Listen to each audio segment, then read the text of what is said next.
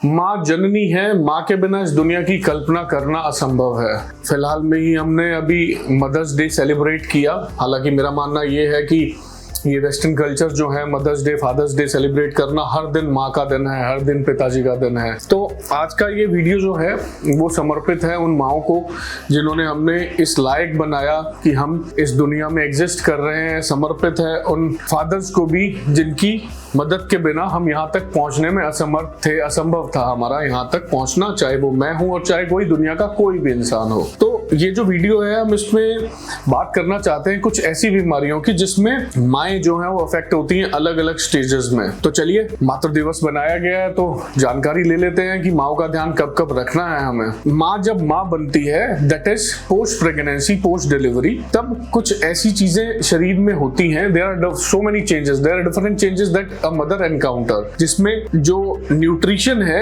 उसका ध्यान रखना बहुत जरूरी है। हार्मोनल चेंजेस हैं, एक छोटी नन्ही सी जान इस दुनिया में आई है तो मदर का जो शरीर है वो बहुत से चेंजेस से गुजरता है। तो हमारा ये कर्तव्य है कि जो मदर है या जो किसी की वाइफ है, पोस्ट प्रेगनेंसी फेज में या पोस्ट डिलीवरी फेज में अपने डॉक्टर के साथ परामर्श जरूर करें और कुछ ऐसी चीजें न्यूट्रिशियस डाइट के साथ साथ कुछ ऐसे सप्लीमेंट्स हैं जो कभी कभी आपके गायनेकोलॉजिस्ट प्रिस्क्राइब करना चाहते हैं। तो एक फेज तो हो गया पोस्ट डिलीवरी फेज। हाँ, उसके दौरान बीच में जो है डॉक्टर के साथ रेगुलर परामर्श लेना जरूरी है। किसी भी तरह की बीमारी का किसी भी छोटी सी छोटी चीज को नेग्लेक्ट नहीं करना है। तो जो पोस्ट डिलीवरी फेज है, देश के जिस कोने से मैं आता हूँ, आई बिलोंग टू हरियाणा, और जिस तरह के पेशेंट्स हम एनकाउंटर करते हैं हरियाणा और सराउंडिंग रीजन्स के, एक मिथ्या चली हुई है कि प्रेगनेंसी के बाद या डिलीवरी के बाद में सिर्फ घर का बना कुछ पौष्टिक आहार देना ही सफिशिएंट रहता है फीमेल के लिए। हाँ, ये कुछ हद तक ठीक है, हमारे जो बुजुर्ग थे वो गलत नहीं थे कंप्लीटली,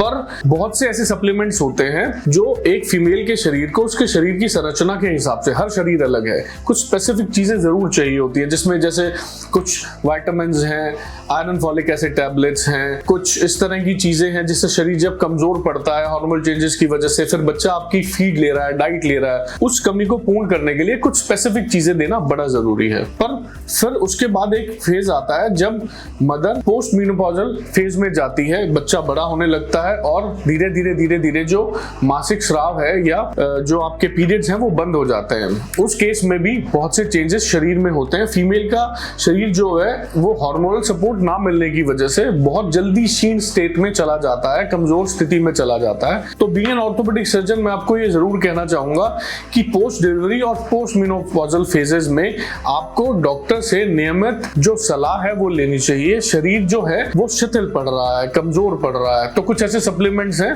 जिनकी मदद एक माँ को जरूर लेनी चाहिए ताकि आने वाला जो टाइम है उसमें वो खुद का ध्यान भी रखे और हमारा ध्यान भी रख सके। Thank you.